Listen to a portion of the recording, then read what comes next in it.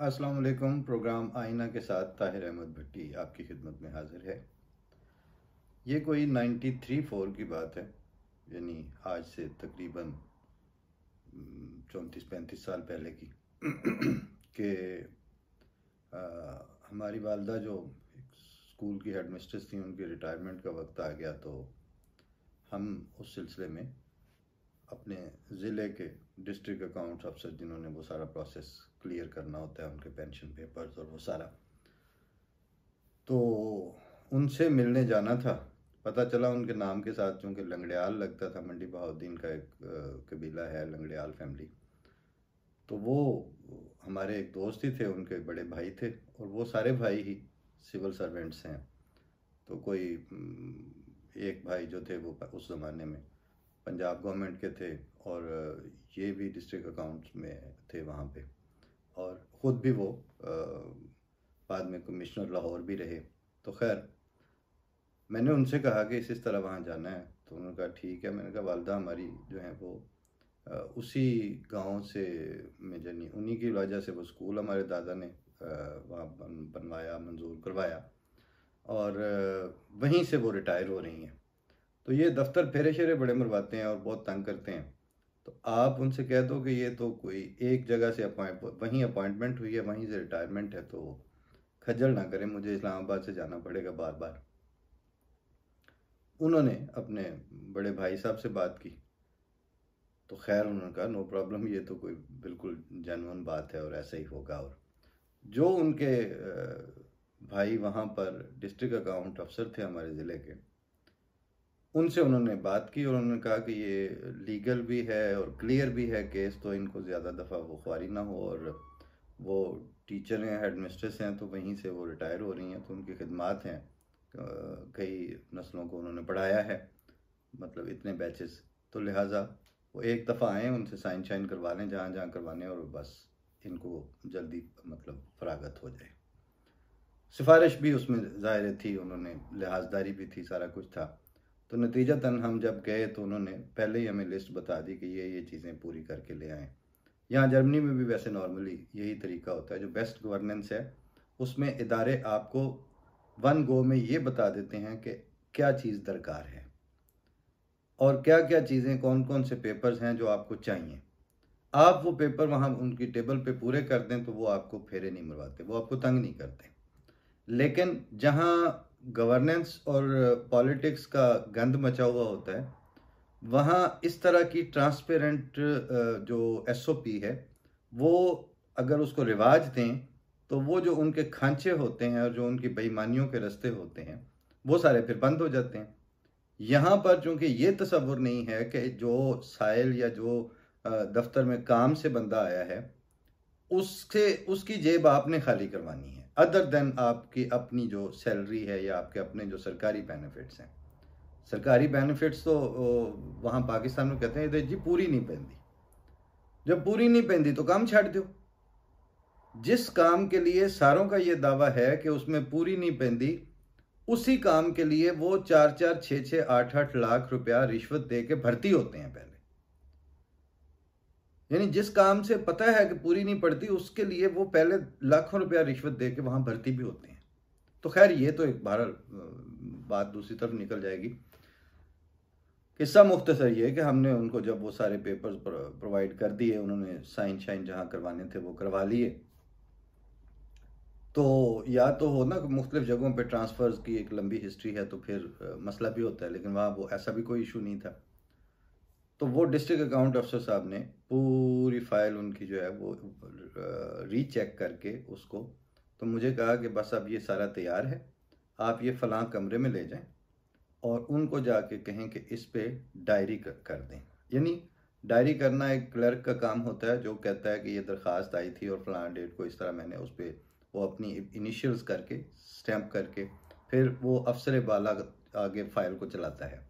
तो यहाँ उलट हुआ कि जो अफसर बाला था जिसने फाइनल अप्रूवल देनी थी, उसने वो सारा प्रोसेस अपने दफ्तर में ही मुकम्मल करवा के तो मुझे कहीं भेज दिया कि जाएं आप उससे डायरी करवा लें और फिर उसके बाद ख़जाने को ये चला जाएगा और फिर कंप्लीट है आपका काम, जैसे उनको उनके भाई साहब ने कहा था। तो मैं वो शामत आई हुई थी, मैं वो लेके, तो वो साथ वाला कमरा था, तो मैं वहाँ चला गया। मैंने वो उनका नाम भी उन्होंने बताया हुआ था, भला सा नाम होगा, कोई यंग सा क्लर्क था वो। अब क्लर्कोक्रेसी में, ब्यूरोक्रेसी से हट जाएं, क्लर्कोक्रेसी में उन्होंने हर एक के पेंशन पेपर्स में डिसाइड करते वक्त 10 से 20 हज़ार रुपया रिश्वत लेनी होती है कि आपका लीगल राइट है, ये आप ही के पैसे थे, ये आपने सर्विस की है। वो जो बजाय इसके कि जो अच्छे इदारे हैं वो गुडविल जेस्चर के तौर पर आपको कुछ पल्ले से दे के कहते हैं अच्छा खुदा हाफिज माशाल्लाह शुक्रिया, वो वहाँ ये तो होना नहीं था।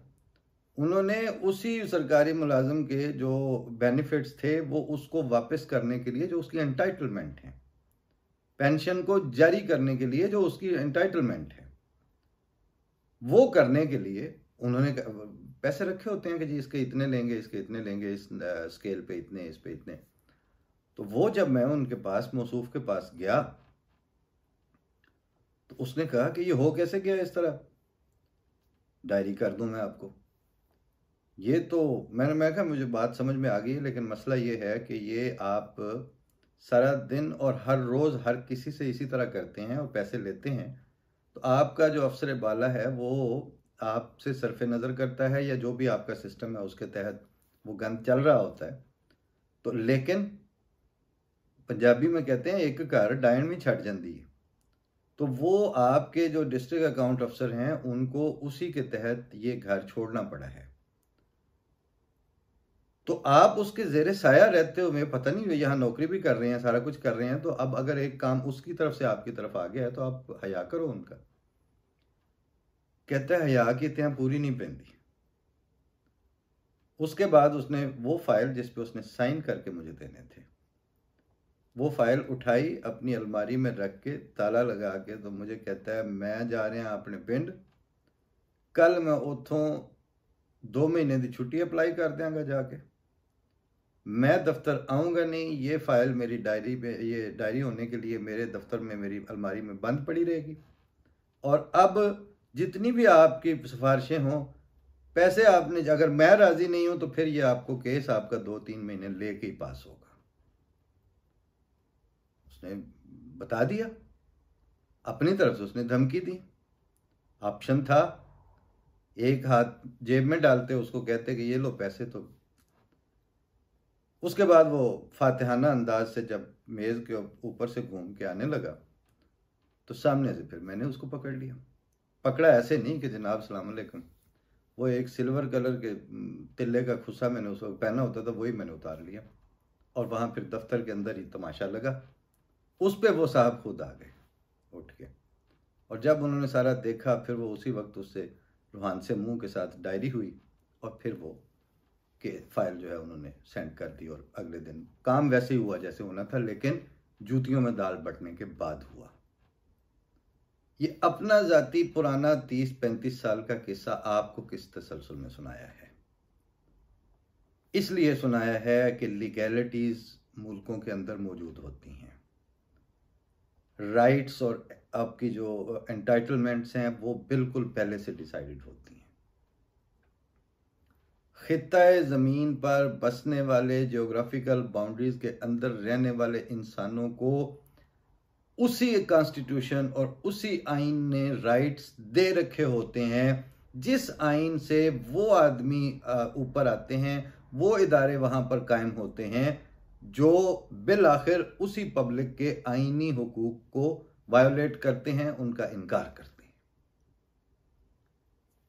अदालत जब कोई बात करती है, पिछले दिनों ये जस्टिस अतर मिनल्ला जो हैं, उन्होंने एक खत लिखा जिस वक्त वकला ने वहां तमाशा लगाया, तो उसमें वो बार बार एक लफ्ज़ अपने ख़त में उन्होंने ये लिखा, ये कॉन्स्टिट्यूशनल कोर्ट है, कॉन्स्टिट्यूशनल कोर्ट।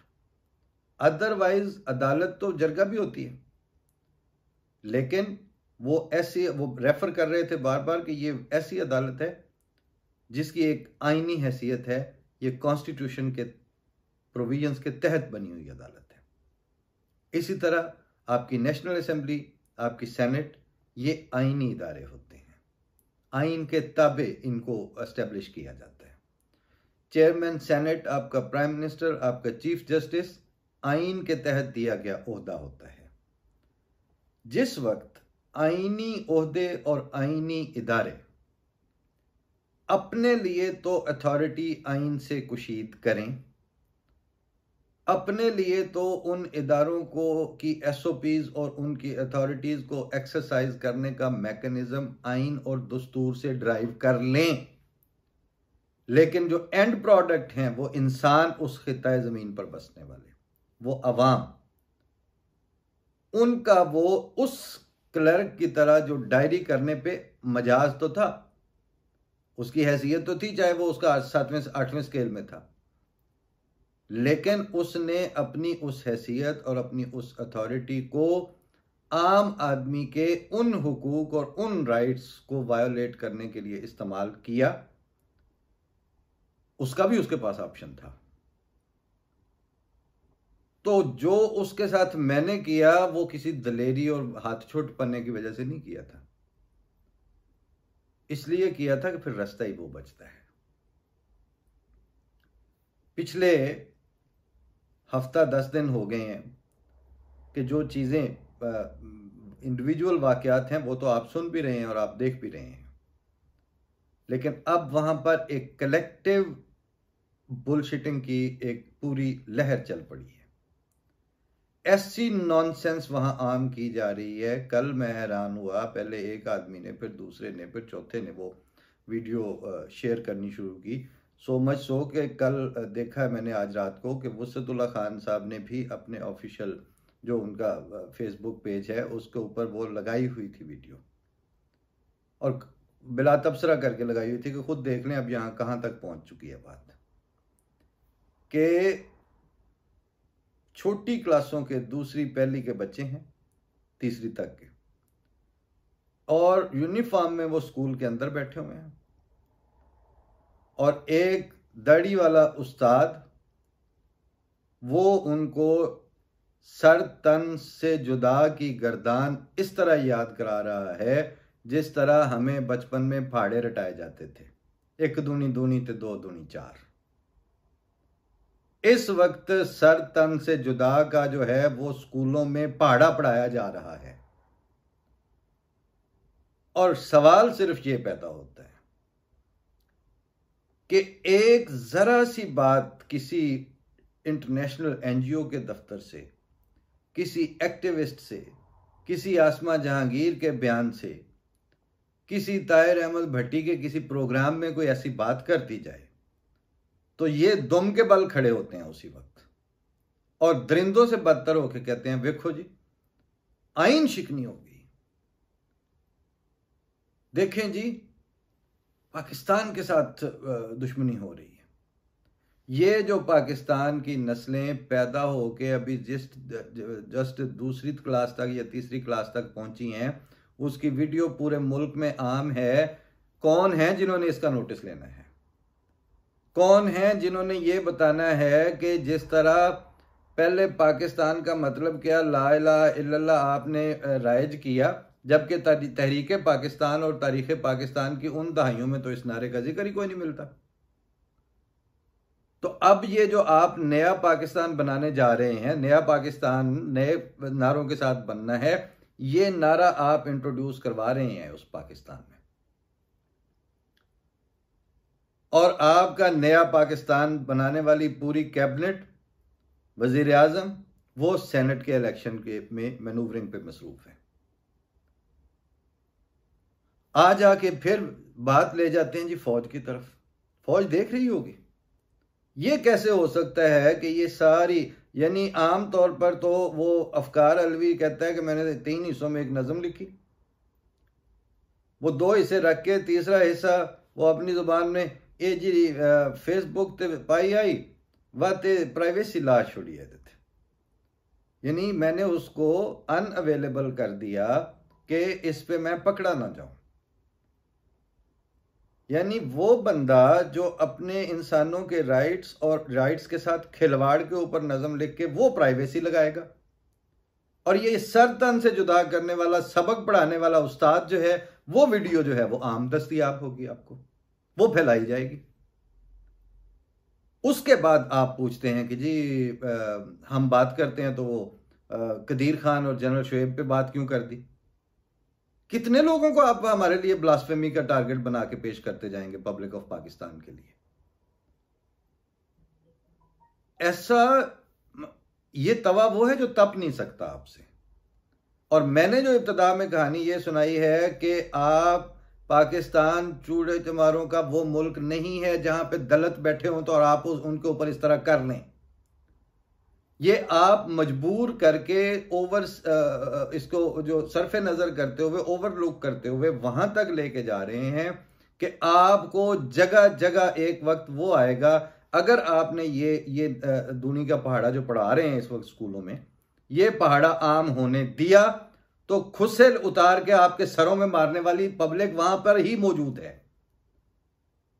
वहां पर वो पुराने शुरफा जिनकी 800 साल की पीढ़ियां उसी पाकिस्तान से, उसी पंजाब से, उसी जगह से पड़ी जा रही हैं, वो इन मुलवानों के हत्थे अपनी पगड़ियां नहीं दे सकते। ये बात अगर आपको पता चल जाए तो टाइमली इनके ऊपर आप इंटरवीन करें, वरना आप कहते हैं 25 लाख की फौज है। 25 लाख की फौज 25 करोड़ इंसानों को मारने के लिए टैंक लेके आ जाएगी? और वो कौन सी फौज होती है कि जो अपने ही मुल्क के लोगों को अपने असले के साथ बर्बाद करने पे उतर आए? आप रास्ता अगर आपने इनको ना रोका, अब वो वसअतुल्लाह खान ने शेयर की है वो वीडियो जाहिल उस्ताद की जो बच्चों को पढ़ा रहा है सर तन से जुदा स्कूल में बैठ के। जाए आप कितनों को पकड़ेंगे आप इस बात पर? ये हालात आप दिन ब दिन वहां पर लेके जा रहे हैं। उसके नतीजे में कोई एक मुल्क दिखा दें दुनिया में जिन्होंने इस तरह की जालमाना हीनियस क्राइम्स को ओवरलुक करने के बाद वो सतह जमीन पर एक मुहज्जब और एक माकूल और बावकार कौम के तौर पर जिंदा रह सके। वो कौन से हैं हमें भी तो बताएं। सुबूक सैयद बिलबिला के कह रहा है 3 ट्वीट कर दें आप इसको पढ़ के, इसको सुन के, इस वीडियो को। होना कुछ नहीं है। और वो अफकार अलवी की जो नज़म है वो मैंने पंजाबी प्रोग्राम के लिए तर्जमा करके रखी हुई है, वो मैं उसमें पेश कर दूंगा। फजा ये हो तो दिलों में नजाकतें कैसी। ये वो सूरत हाल है जहां तक आप अपनी पब्लिक को हांका करके लेके जा रहे हैं। और जब आप उस मकाम पर पहुंच जाते हैं, जिस तरह मुझे उस दफ्तर में ये नजर आ गया कि सर से लेके पांव तक, ऊपर से लेके नीचे तक सारी बात तो क्लियर है। अब इस जो क्लर्क है जो अब कह रहा है कि ये ताला लगा पड़ा है और मैं जा रहा हूं छुट्टी, तू और मैनू एक काम करवा के बखा, उसके बाद आप बताएं क्या करेंगे।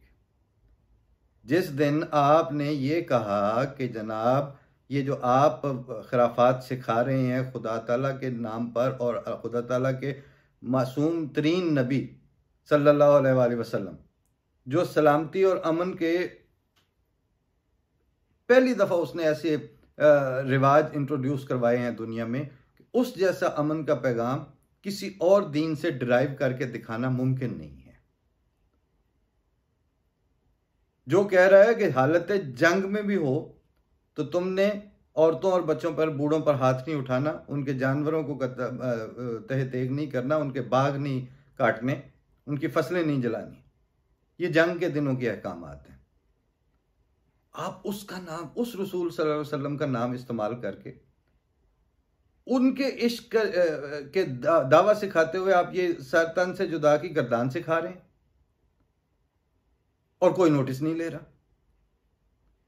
जो बात करेगा कहते एक कौन ने, ये बाहर बैठे, हम बाहर नहीं बैठे, हम आपके अंदर बैठे हुए हैं और आपको बता रहे हैं कि ये जिस तरफ आप लेके जा रहे हैं पाकिस्तान का ह्यूमन स्टफ एट लार्ज और इन जनरल, ये खराफात जो हैं इनका निफाज अफोर्ड नहीं कर सकता।